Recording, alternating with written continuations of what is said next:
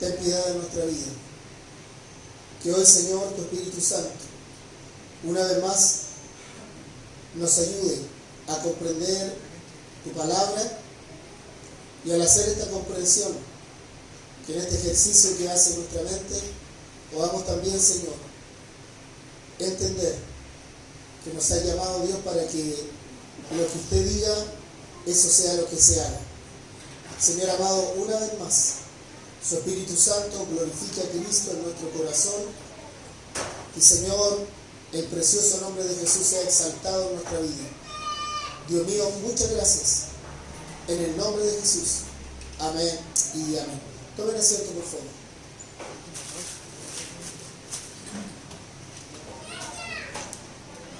Voy a invitarlos a abrir sus Biblias en el libro de Hechos, capítulo 9.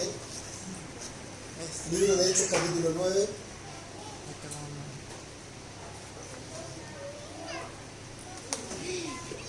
Versículo 6. Hechos, capítulo 9, versículo 6.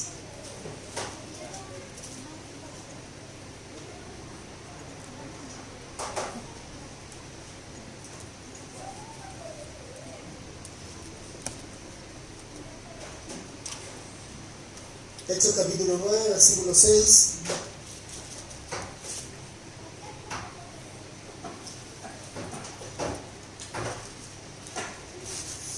Dice ahí: él, temblando y temeroso, dijo: Señor, ¿qué quieres que yo haga?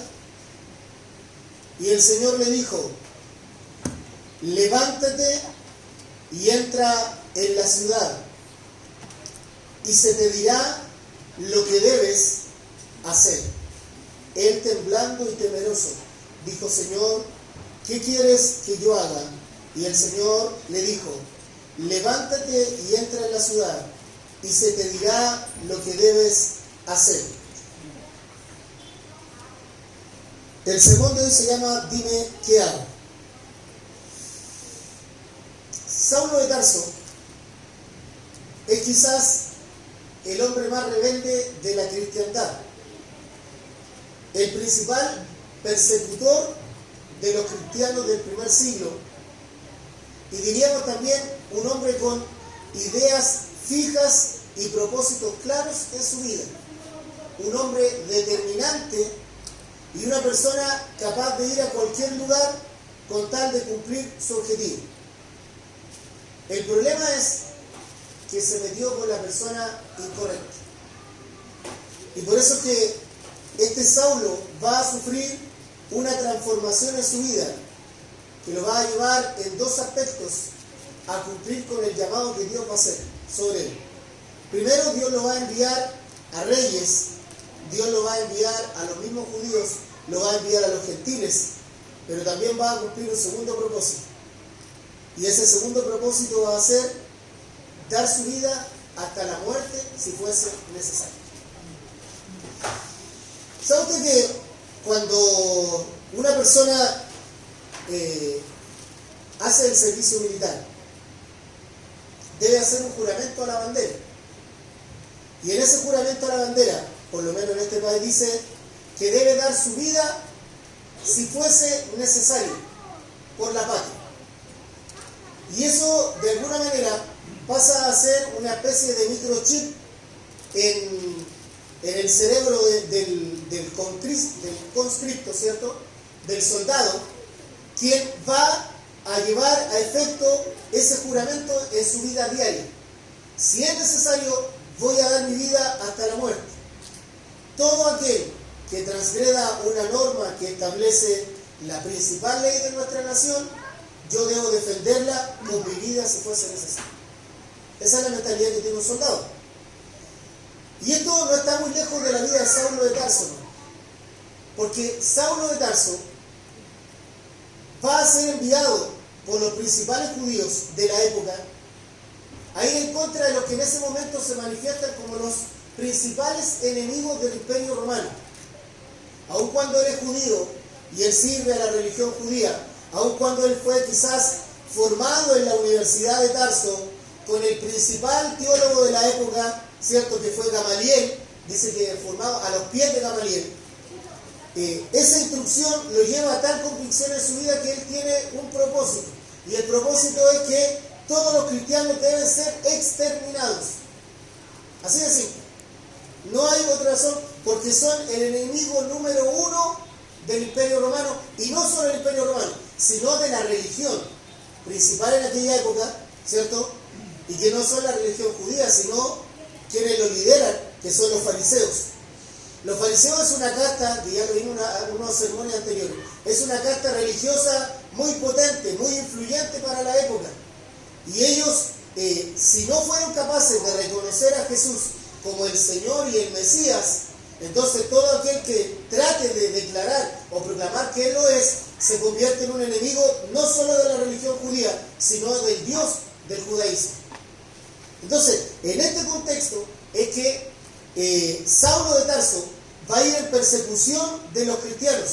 Ya en este momento, Saulo está viviendo, digamos, la posmuerte de Esteban, o diremos las situaciones que vienen posteriores a la muerte de Esteban. Recuerden que Esteban fue lapidado. Incluso ahí en el libro de Hechos relata que había un joven llamado Saulo que también participa de la lapidación de Esteban. ¿Ya? Entonces vimos la semana anterior la conversión de Felipe, ¿cierto? Vimos que Felipe quería ser protagonista del cambio. Pero esa no es la primera conversión que va a ocurrir a través de Felipe, donde un eunuco viene a los pies de Cristo, sino que viene una segunda conversión. Y va a ser quizás la mayor y la más importante de las conversiones del cristianismo, porque quien se va a convertir a Cristo va a ser el mayor escritor del Nuevo Testamento y el hombre que va a sufrir las peores persecuciones como mártir de Cristo. No existe ningún otro seguidor de Cristo que haya sufrido lo que Saulo de Tarso va a sufrir luego con su nuevo nombre, porque hasta cambio de carnet tiene. ¿Sí o no? Ya vamos a conocer que ya no se va a llamar más Saulo de Tarso. Pero vamos a ver lo primero, porque en este versículo que hemos leído, en el versículo 6, lo primero que hace Saulo es decirle: ¿qué quieres que yo haga? ¿Qué quieres que yo haga? Y esto nos lleva a una primera frase, y está en el versículo 4.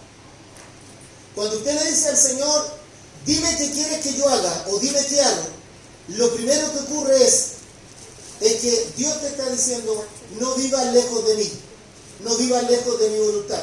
Versículo 4 dice: y cayendo en tierra, oyó una voz que le decía: Saulo, Saulo, ¿por qué me persigues? Él dijo: ¿quién eres, Señor? Y le dijo: yo soy Jesús, a quien tú persigues. Dura cosa te es dar coces contra el aguijón.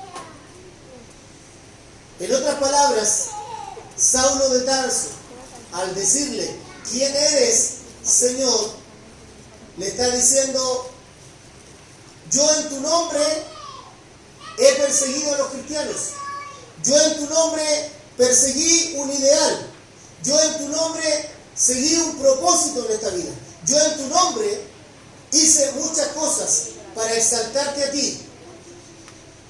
Por eso que le dice: ¿quién eres, Señor? Y fíjese que no le dice simplemente: ¿quién eres? Le dice: ¿quién eres, Señor?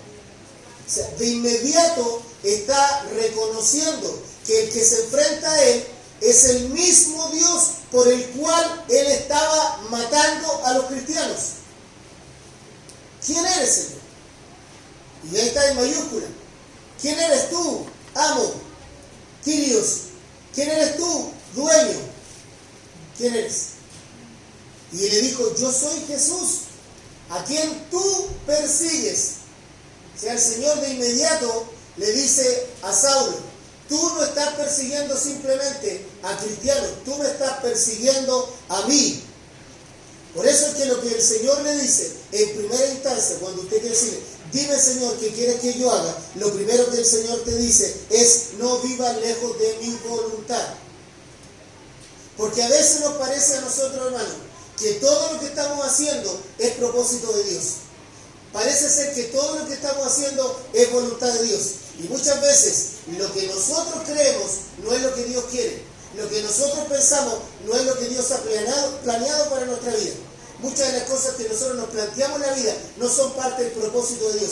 Por eso es que, dime qué hago. Cuando Saulo le dice al Señor, ¿qué quieres que yo haga? Él está diciendo a través del versículo 4 y 5, Señor, yo no quiero vivir lejos de tu voluntad. Cuando uno vive lejos de la voluntad de Dios, uno sufre. Cuando planeamos, cuando proyectamos nuestra vida lejos del propósito de Dios, sufrimos en la vida, hermano. La vida se hace gravosa, se hace pesada. La vida parece que no tuviera un norte definido, porque no estamos haciendo las cosas de acuerdo a la voluntad de Dios. Tiene matices, tiene apariencia de ser parte de la voluntad de Dios, todo lo que nosotros nos fijamos en la vida. Pero al poco andar, usted se da cuenta que cada vez se hace más y más pesado. Por eso que muchas veces, hermano, cuando llegamos a la iglesia, no llegamos con una actitud de alabanza, no llegamos con una actitud de adoración, no llegamos con una actitud de reconocer el señorío de Cristo. ¿Por qué razón? Porque lo único que esperamos es que se satisfaga nuestra voluntad. Aún las mismas alabanzas se vuelven en quejabanzas. Aún las mismas formas de cantar solamente están en función de lo que a mí me pasa, de lo que a mí me ocurre, de lo que yo deseo, de lo que son mis planes, pero no en reconocer quién eres tú, Señor. Por eso que la alabanza, hermano, es importantísima para reconocer el señorío de Cristo. Y mucho más, hermano, también es importante entender que la alabanza es la que nos lleva a nosotros a un encuentro real con el Señor cada vez que nosotros nos convocamos acá. Por eso, cuando uno dice, dime quién quieres que yo haga, lo primero que debemos entender, Señor, no permitas que yo haga mi propia voluntad.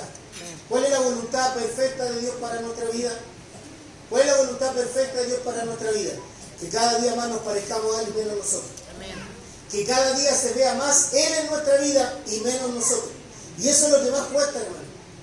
Eso es lo que más cuesta. Porque mientras estamos en esta tierra, mientras seamos paganos, es decir, pegados a la tierra, siempre queremos que prevalezcan nuestros deseos, nuestros anhelos, los deseos de nuestros ojos, la vanagloria de la vida, como dice la palabra de Dios.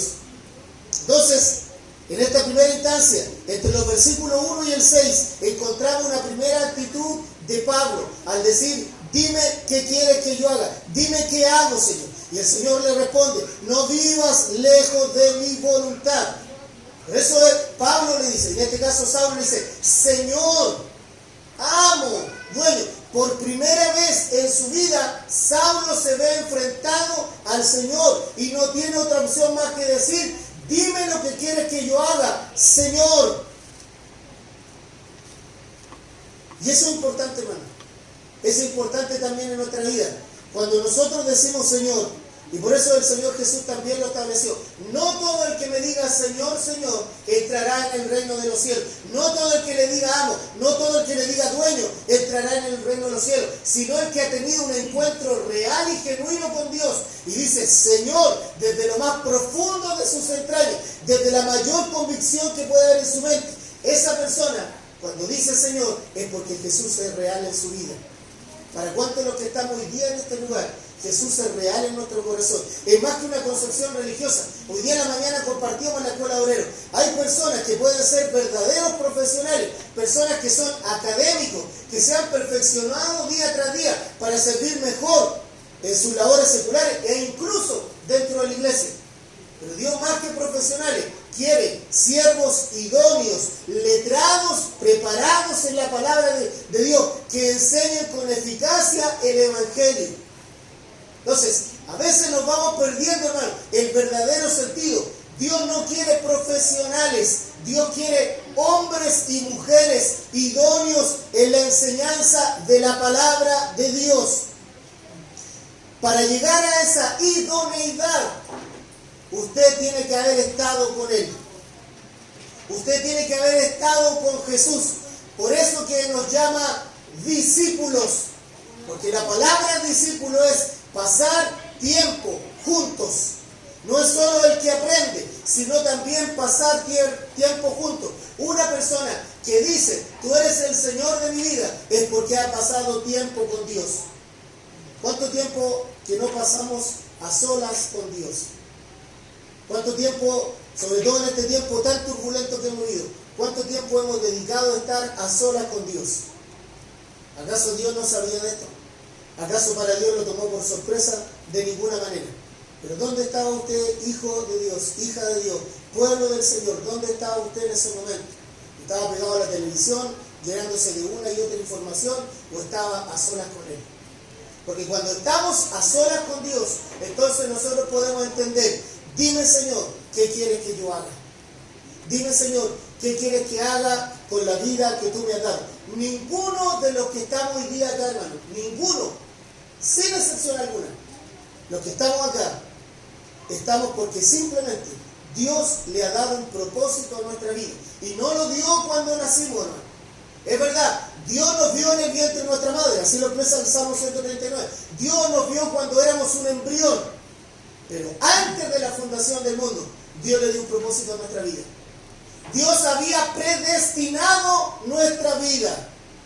Por lo tanto, usted puede decir con toda propiedad hoy, Dios, dime, oh Señor, ¿qué quieres que haga con mi vida?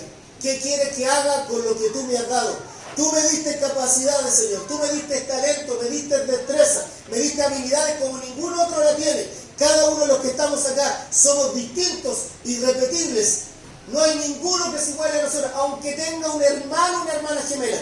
Nadie es igual a usted. Y Dios le ha dado un propósito a su vida y para ello le dio capacidades. Dime, Señor, ¿qué quieres que yo haga? ¿Qué quieres que haga con lo que tú me has dado? ¿Acaso Dios nos dio simplemente capacidades para tener un buen empleo? ¿Para conseguir bienes materiales en la vida? ¿Es esa la vida del cristiano? ¿Es esa el propósito, el fin de nuestra existencia? ¡Qué terrible, hermano! Porque si fuese solamente eso, es como caer en las castas que dividían los griegos. Cuando ellos hablaban de los hedonistas, hablaban de aquellos que su fin único era el placer. El fin de los griegos que eran hedonistas era simplemente el placer. Todo lo hacían por placer y nada más, por la mera satisfacción del yo. Por el otro lado, iban a encontrar a los altruistas o a los ascetistas. Y ellos se exclaustraban de alguna manera. Ellos se aislaban un poco de la sociedad y su vida era de alguna manera dedicada a la espiritualidad. Dios tampoco quiere eso. No quiere un circo como si fuera, no quiere una iglesia como un convento. No nos quiere encerrados. No nos quiere enclaustrados, hermano. Dios nos quiere activos. Dios nos quiere preparados para ir a la gran comisión. Ir y hacer discípulos a todas las naciones. Ir y predicar el evangelio a toda criatura. ¿Cuál es el propósito? Por eso que Saulo de Tarso, un hombre con objetivos claros en su vida, el viaje de él a Damasco, hermano, la ciudad de Damasco, al norte de Israel, ya en el lugar de Siria, no era simplemente un viaje de placer, hermano, eran kilómetros y kilómetros, horas y horas de a caballo, cruzar por lugares secos, lugares peligrosos, pero él iba con un objetivo, él iba con una claridad en su vida. Yo tengo que perseguir a los cristianos.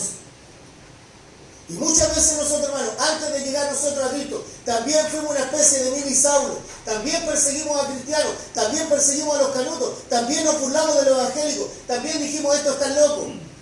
También fuimos parte de eso. Pero Dios tenía otra vida distinta para nosotros. Por eso que cuando Saulo se va a venir a los pies de Cristo y lo va a declarar como el Señor de su vida, va a haber ni siquiera una metamorfosis, hermano. Va a haber una transformación, va a haber en él una metanoia, va a haber en él un cambio de mente, de la estructura de su cerebro tan fuerte, hermano, que esto va a impactar a toda la sociedad de la época. Por eso, cuando sigamos leyendo, se va a encontrar usted con que la gente dice, este no es el perseguidor de los cristianos. ¿No es acaso este el que en el nombre de Dios mataba a cristianos? Y ahora se dice que es canuto. Salud. Leamos. Versículo 2. Dice que él vino al sumo sacerdote y le pidió cartas para las sinagogas de Damasco, a fin de que si hallase algunos hombres o mujeres de este camino, subraya esa palabra, de este camino, los trajese preso a Jerusalén. Y cuando dice camino, es por una cosa muy específica. Jesús dijo, yo soy el camino, yo soy la verdad, yo soy la vida, y nadie viene al Padre si no es por mí. Los del camino, los que iban por ese camino, llevando las buenas nuevas de salvación, los que se identificaban con el camino, que era Jesús, sabían que si la gente no tenía ese camino, no podía llegar a la verdadera salvación. Recuerde que en la época de Jesús, hablar de camino también era una frase para esa época importante. Porque solo los caminos principales llevaban a los lugares principales. No es como acá, oye, ándate por el pasaje tal. No. Cualquier persona que llegue de otro país a este lugar, lo primero que quiere encontrar es la Alameda o la Plaza de Armas. Si usted llega a un pueblo, lo primero que usted busca es la calle principal y la Plaza de Armas. Para la época de Jesús, el camino, identificarlo con el camino es identificarlo con aquel que es el camino, aquel que los puede llevar a Dios, aquel que los conduce a Dios. Entonces, Saulo pide cartas. Dice, yo quiero que me den cartas para ir a buscar a estos del camino, que están escondidos por allá por Damasco. Y fíjese, verso 3, mas yendo por el camino aconteció que al llegar cerca de Damasco, repentinamente le rodeó un resplandor, dice ahí, de luz del cielo. Y cayendo en tierra, oyó una voz que le decía, Saulo, Saulo, ¿por qué me persigues? Fíjese, quizás cuán potente habrá sido esa luz que llevó a Saulo a caer en tierra. No sabemos si Saulo, porque no lo especifica el texto bíblico, si estaba en el caballo o no, si estaba sobre un burro o no lo sabemos. Pero lo único sí tenemos cierto es que cuando esta luz le apareció, Saulo cayó en tierra. Fue tal la potencia de esa luz que Saulo cae en tierra. Sabemos que esa luz es Cristo. Y que nadie, absolutamente nadie, puede permanecer de pie ante la presencia del Dios Todopoderoso. ¿O no, hermano? Entonces, dice el verso 5, él dijo, ¿quién eres, Señor? Y le dijo, yo soy Jesús a quien tú persigues. Dura cosa te es dar cosas contra el aguijón. Él, temblando y temeroso, dijo, Señor, ¿qué quieres que yo haga? Y el Señor le dijo, levántate y entra en la ciudad y se te dirá lo que debes hacer. ¿Qué ocurrió en ese momento, hermano, en esas pocas líneas? ¿Qué ocurre en la mente de Saulo de Tarso? Que de ser un perseguidor de Jesús, lo llega a recibir como el Señor de su vida y decirle, ¿qué quiere que haga? ¿Qué está aconteciendo en la mente de Saulo? ¿Acaso no ocurrió eso mismo en nuestra vida el día que usted tuvo un encuentro real con el Señor? Porque si usted dice que un día tuvo un encuentro real con el Señor, un cambio tuvo que haber notorio en su vida, que no solo se dio cuenta usted, sino todos los que le rodean. ¿Qué ocurre cuando Dios sale al encuentro de un ser humano? Es como luego, más tarde, lo va a declarar el apóstol Pablo. Ya no vivo yo, Cristo vive ahora en mí, y lo que vivo ahora en la carne, lo vivo en la fe del Hijo de Dios. ¿Qué ocurre en nosotros cuando Cristo viene a nuestro ser? Ya las cosas no son iguales. Hay un cambio en el paradigma, en el punto de vista que tenía Saulo de Tarso.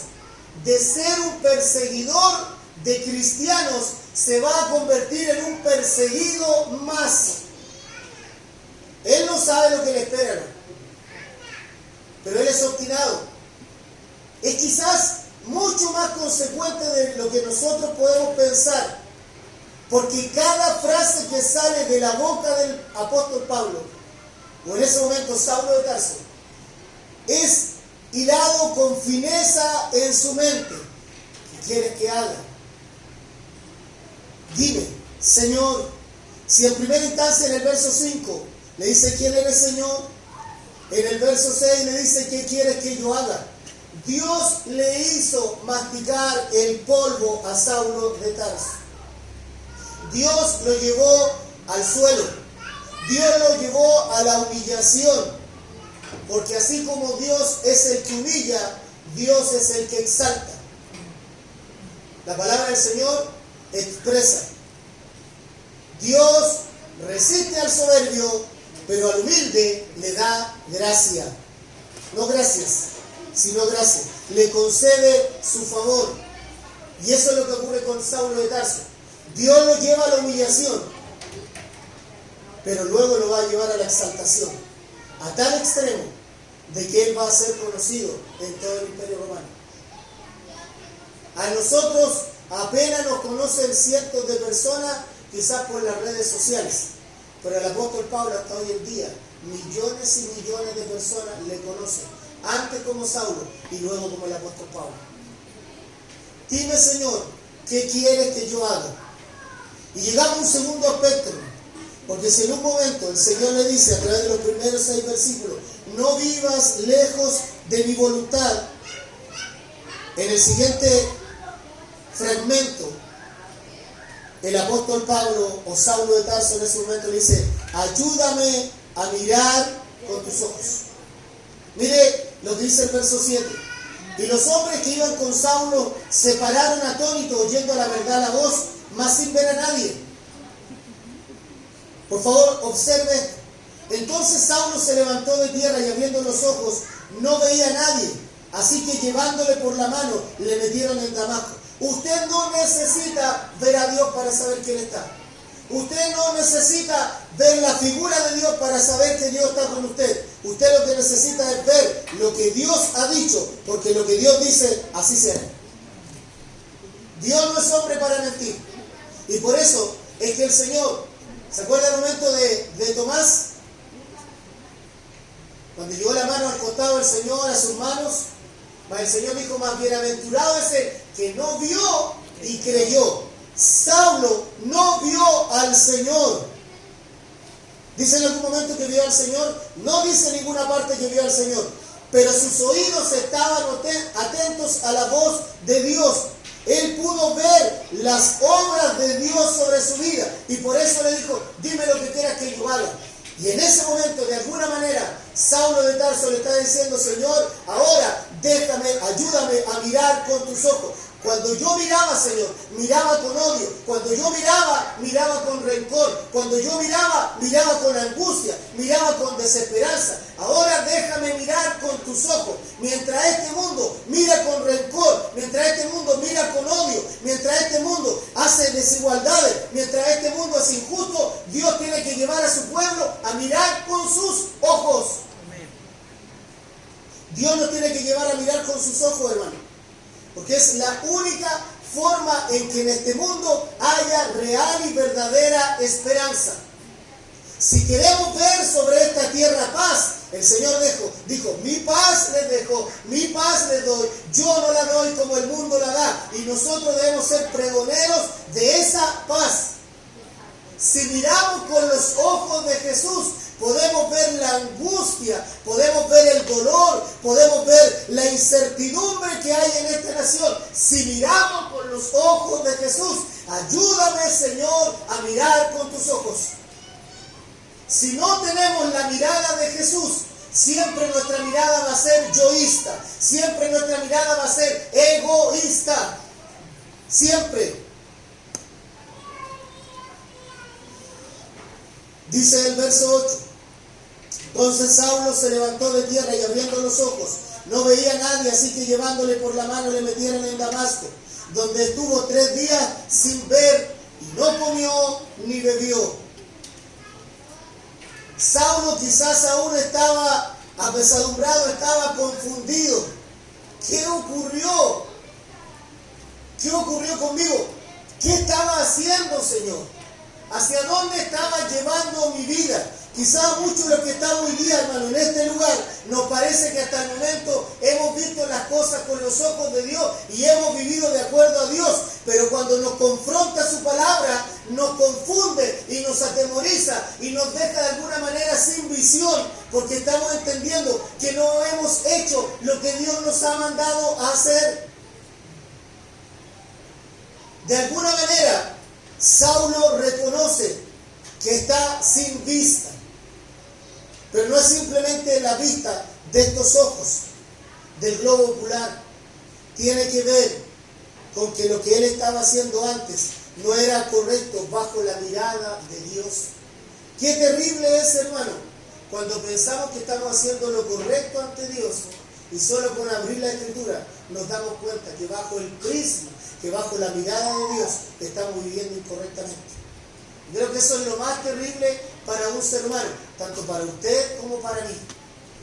Vivir lejos de la voluntad de Dios, mirar las cosas lejos de la mirada de Dios, es terrible para un hijo de Dios.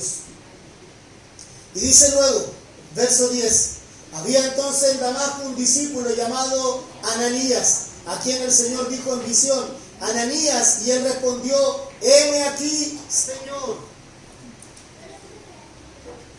Fíjese la respuesta de un siervo de Dios, de una sierva de Dios, de un hijo de Dios, de una hija de Dios.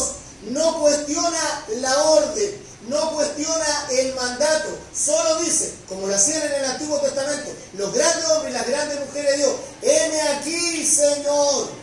Un hombre, una mujer instruido en la palabra de Dios, un hombre, una mujer que profundiza en la comunión con Dios, en la lectura bíblica, no cuestiona. ¿Por qué razón? Porque esto lo tiene clarito.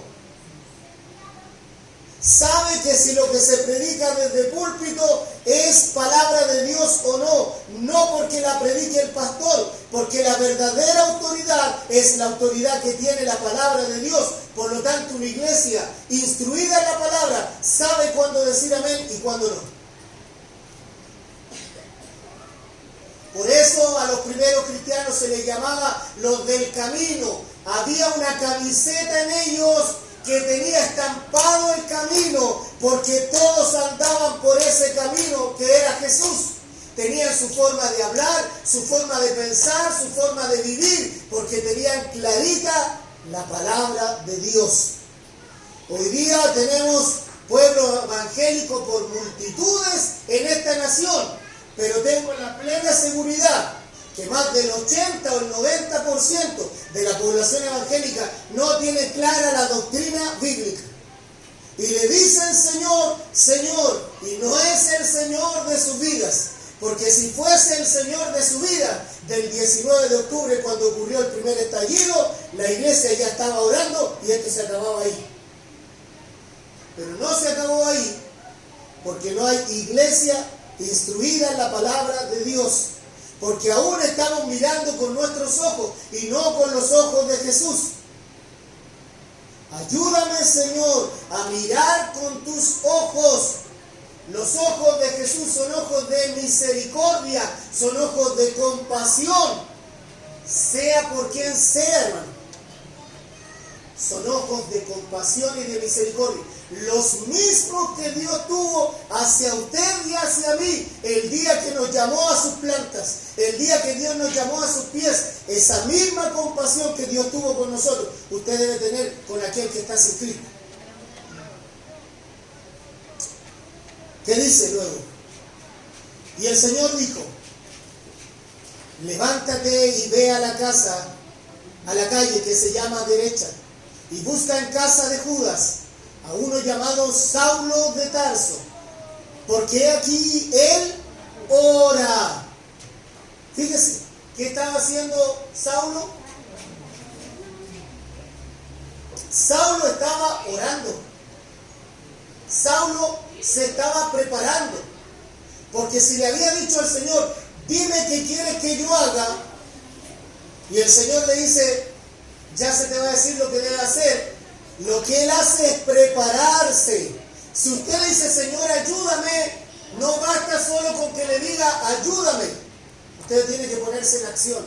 usted tiene que comenzar a hacer hábitos en la vida. Tiene que comenzar a planear de la manera correcta bajo la voluntad de Dios. Dice, Señor, ayúdame, perfecto, pero ahora tú trabajas. Señor, quiero una casa, trabaja. Quiero lograr este objetivo, esfuérzate. Oh, me gustaría tocar el piano como lo toca él, estudie. ¿Sí o no, hermano? Yo quiero que Dios use mi vida cuando predique su palabra. Prepárese. Yo quiero enseñar la palabra de Dios como corresponde. Prepárese. Entonces, ¿qué hace Saulo? Comienza a orar.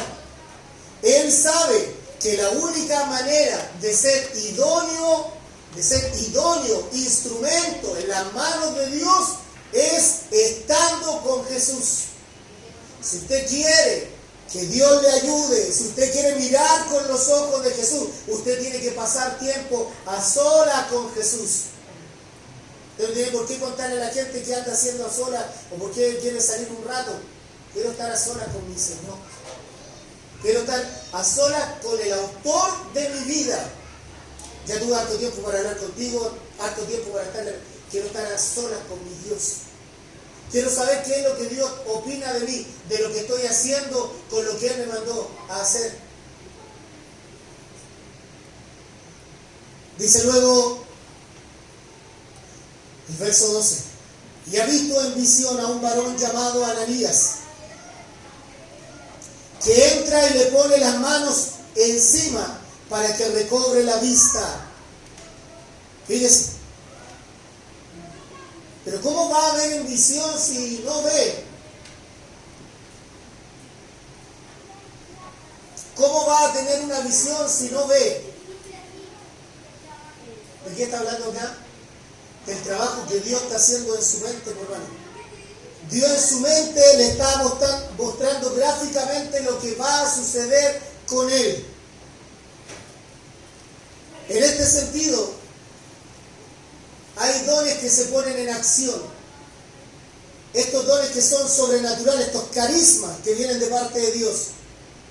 Saulo es capaz de ver lo que Dios va a hacer. Va a llegar ante él un hombre llamado Ananías que le va a poner las manos y va a recobrar la vista. No lo había visto ni en pelea de perros. No lo vio ni en un cumpleaños. No lo vio ni en las elecciones. No lo vio nunca. Pero ese hombre es el que Dios ha mandado. Y Saulo, así como le dijo, dime qué quieres que yo haga, y le dijo, Señor, entonces a ese mismo Señor, Él va a esperar esa promesa hasta que se cumpla en su vida. ¿Y qué dice luego? Entonces Ananías en el verso 13 respondió, Señor, he oído de muchos acerca de este hombre. ¿Cuántos males ha hecho a tus santos en Jerusalén? Y aún aquí tiene autoridad de los principales sacerdotes para prender a todos los que invocan tu nombre. ¿Quién éramos nosotros antes de llegar a Cristo, hermano?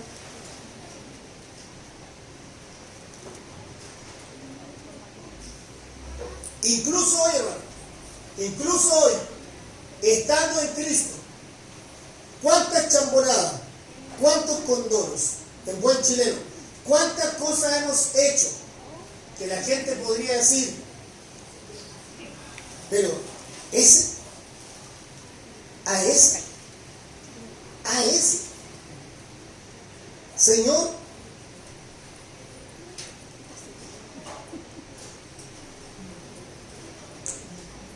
no entiendo porque la normalidad dice un currículum, una idoneidad pero este no reúne los requisitos, es todo lo contrario. Quizás hasta planeó esto para meterse entre nosotros, y como en la teoría general del sistema no hay peor destrucción que dentro del sistema, que destruye todo desde aquí. Por eso que en el verso 14 dice, y aún aquí tiene autoridad de los principales sacerdotes para prender a todos los hombres que invocan tu nombre.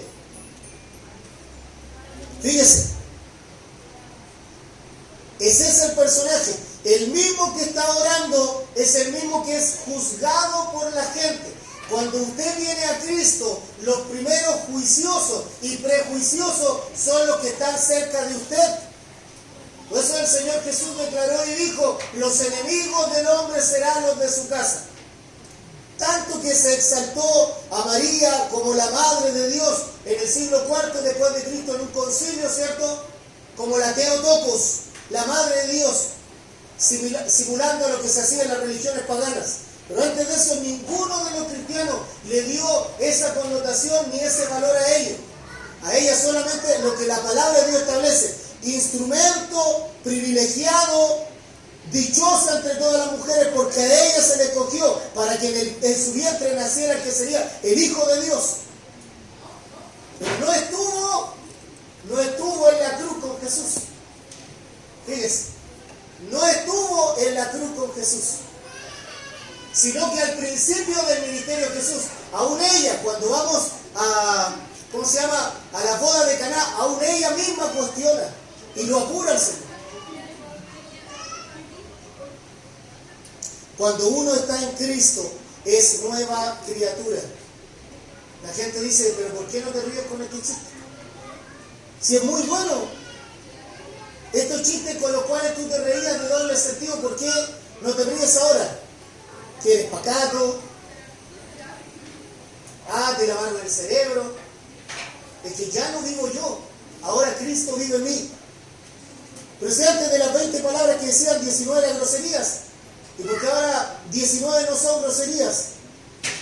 Porque ahora ya no vivo yo, sino que Cristo vive en mí. Dios cambió mi mente, mi corazón, lo cambió, lo transformó. No era fácil para los cristianos de la época asumir que Saulo de Tarso, el principal perseguidor, quien asesinó o quien participó del asesinato de Esteban, fuese ahora un seguidor de Cristo. ¿No nos ha pasado en estos días con toda la autoridad y dijo eso? Ustedes lo conocieron, ¿cierto? Si es político, si gana 13 millones, etc. La gente es incrédula, hermano. Pero Saulo de Tarso era un perseverante. Saulo de Tarso tenía una determinación en su vida. ¿Y sabe qué, a mi hermano? Después de hablar del Señor Jesús, una de las biografías que más me anima a predicar es la vida de Saulo de Tarso, porque él fue un perseverante y un convencido de quién era él en las manos de Cristo, un transformador de la sociedad de su tiempo, tanto como lo leímos la semana anterior. Felipe, protagonista del cambio, Saulo de Tarso, hasta su muerte, va a ser un hombre que va a llevar a Cristo por lugares que ninguno de nosotros hemos llegado aún con la palabra de Dios. Y vamos al último aspecto. Porque si Saulo le dice: dime qué quieres que yo haga, y el Señor le dice: no vivas lejos de mi voluntad, y Saulo le dice: ayúdame, Señor, a mirar con tus ojos. Entonces en este instante Saulo va a ser un instrumento escogido en las manos de Dios. No es simplemente un instrumento, algo que yo uso, ¿cierto? Y luego lo dejo tirado. Un instrumento es algo que uno debe conocer. Para tocar una guitarra, hermano, para tocar una guitarra, no es simplemente que usted tome la guitarra como tal. Usted debe conocer la guitarra en su estructura, porque debe saber que la guitarra tiene una forma correcta de posicionarla en el cuerpo. La forma correcta de posicionar en el cuerpo. La mano que se usa para los que somos derechos, la mano izquierda, que es la que hace, o la que se posiciona en la cuerda para dar las notas, tiene una forma, una estructura para colocar los dedos sobre cada cuerda. Que hay separaciones en el brazo de la guitarra. Y en la otra mano, que se dedica al rasgueo, también tiene una función. Pero un instrumento no es simplemente algo que yo tomo, lo uso y lo boto. No es así. Un instrumento tiene una función específica. Y si Dios le dijo a Saulo instrumento escogido eres, es porque en la mano de Dios, Dios que lo conoce antes de la fundación del mundo, lo ha preparado para que ejecute las notas celestiales de Dios. Miren, versículo 15, el Señor le dijo, ve, porque instrumento escogido me es este, para llevar mi nombre en presencia de los gentiles y de reyes y de los hijos de Israel, porque yo le mostraré cuánto le es necesario padecer por mi nombre. Ahí se ven los dos aspectos. Primero, Dios lo va a llevar ante los judíos, ante los no judíos, lo va a llevar ante los reyes. Lo va a llevar a lugares donde él ni siquiera se imaginaría que Dios lo iba a llevar. Incluso a la misma Roma, a la principal sede en aquella época del Imperio Romano. Lo dice luego, yo le mostraré cuánto le es necesario padecer por mi nombre. ¿Quién dijo que cuando usted se convierte a Cristo, toda la vida será de paz y de abundancia? Si alguien le ha dicho eso, es mentiroso y no es bíblico. El Señor mismo lo dijo. El que quiere ser mi discípulo, tome su cruz y sígame. Y tomar la cruz es padecer. Tomar la cruz es sufrir por causa de Cristo. Por eso en Mateo capítulo 5 el Señor establece las bienaventuranzas. Y las bienaventuranzas no son para el mundo no cristiano, es para los hijos y la hija de Dios. Bienaventurados sois cuando por mi causa os vituperen y os persigan y digan toda clase de mal contra vosotros, mintiendo. Gozaos y alegraos porque vuestro galardón es grande en los cielos. Padecer por Cristo. Eso es lo que nadie quiere en esta sociedad actual. Estamos hastiados de sufrimiento, estamos hastiados de padecer. Pero le tengo una mala noticia, no sé si quiere que sea buena para usted. Estar en Cristo significa padecer, porque el mundo no busca a Dios, el mundo busca lo suyo. Pero los que somos hijos de Dios, buscamos lo de Dios. Fue entonces Ananías y entró en la casa y poniendo sobre él las manos dijo, hermano Saulo. Hermano no se le dice a cualquiera. ¿O sí? Hermano no se le dice a cualquiera, pues. Yo tengo hermanos sanguíneos. Y en Cristo tengo hermanos que son de la familia de Dios. Pero yo no a cualquiera le puedo decir hermano si no tiene el mismo padre. Por eso es cuando el Señor Jesús en Mateo capítulo 6 enseña a orar, entrega el modelo de oración, dice, Padre nuestro. ¿En función de qué? De la verdad. Padre nuestro. Entonces dice ahí Ananías, hermano Saulo, el Señor Jesús, que se te apareció en el camino, fíjese, por donde venías, me ha enviado para que recibas la vista y seas lleno del Espíritu Santo. Y habiendo tomado alimento, recobró fuerzas, y estuvo Saulo por algunos días con los discípulos que estaban en Damasco. Si usted es instrumento escogido en las manos de Dios, usted esta noche se va a levantar de este lugar con un objetivo claro en su vida. Él es el Señor de mi vida. Él me creó, Él me formó, Él le dio un propósito a mi vida. Y todo gira en función de Él y no en función de mí. Mis sueños, mis proyectos, mis anhelos no son los míos, sino que son los de Dios. Y si alguno no se cumple, es porque no era el plan de Dios para mi vida. Si muchas veces Dios me aleja de personas, no es simplemente porque te quiere alejar, es porque esa no es la voluntad de Dios para mi vida. Si Dios te saca de un lugar de trabajo, no es porque tu empleado se obstinó en desemplearte, es porque Dios no te quiere en ese lugar. Ningún trabajo, ningún empleo es casualidad para los hijos de Dios. Dios nos pone ahí con un propósito. ¿Cuál es? Exaltar a Cristo. Ese es el propósito de nuestra vida. No tiene otro anhelo, no tiene otro propósito. ¿Cuál es el propósito de conformar una familia entonces? ¿Cuál es el propósito de conformar una familia? ¿No es acaso exaltar a Cristo dentro de la familia? ¿Cuál es el propósito de un matrimonio? ¿No es acaso exaltar a Cristo en el matrimonio? Que el mundo pueda ver que somos uno. ¿Uno en qué? ¿En amor? No, en verdad. Tu palabra es verdad. Y fíjese que al final de este versículo 19, luego de todo lo que le sucede a Saulo de Tarso, después de todo lo que le sucede, hermano, Saulo recobra fuerzas. Esto lo va a llevar a dar testimonio ahí mismo en Damasco, pero tiene que escapar de los judíos.